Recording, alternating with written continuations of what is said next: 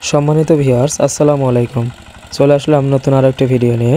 তো আজকের ভিডিওর মূল বিষয়বস্তুটি হলো পেঁয়াজ চাষে সার ব্যবস্থাপনা নিয়ে।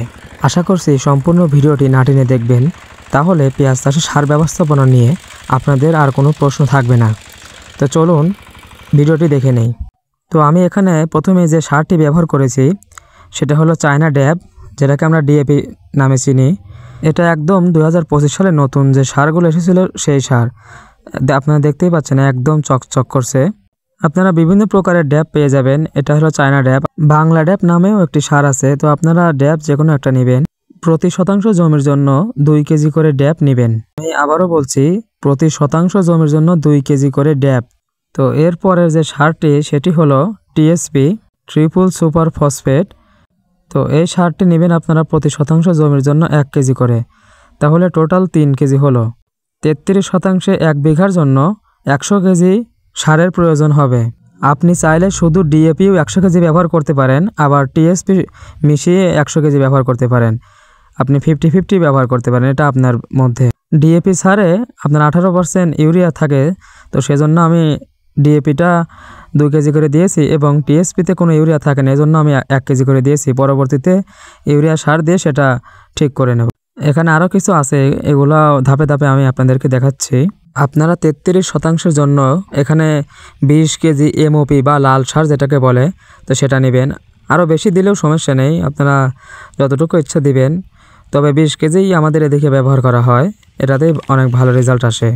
তারপরে ব্যবহার করবেন হলো 1 বিঘা জমির জন্য 2 কেজি থিওবিট, যেটা সালফার 80%, সেটা বিভিন্ন কোম্পানির থিওবিট আপনারা পেয়ে যাবেন, তো সেগুলো নিয়ে নেবেন।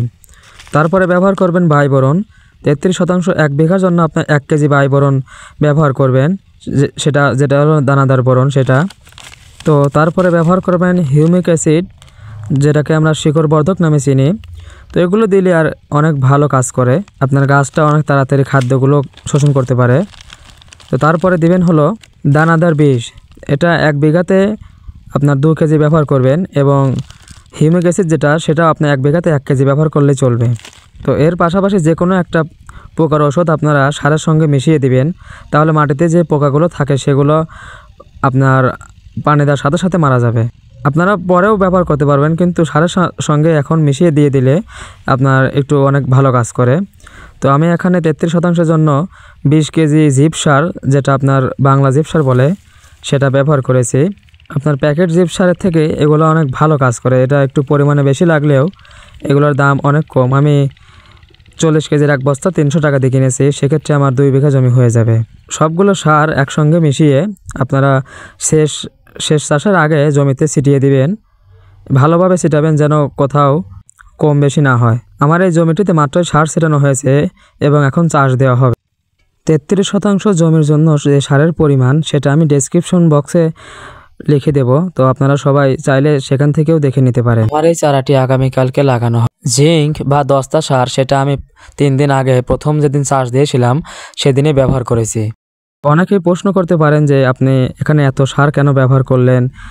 তো আসলে আপনি যদি পেঁয়াজের যে পরিমাণ মতো যে খাবার, সেই খাবারটা যদি আপনি দিতে না পারেন, তাহলে কিন্তু আশানুরূপ ফলন আপনি পাবেন না। তো ধন্যবাদ সবাইকে আমার পাশে থাকার জন্য। এরকম আরও নতুন নতুন ভিডিও পেতে আমার পাবনার কৃষি চ্যানেলটি সাবস্ক্রাইব করে পাশে থাকবেন। আসসালামু আলাইকুম।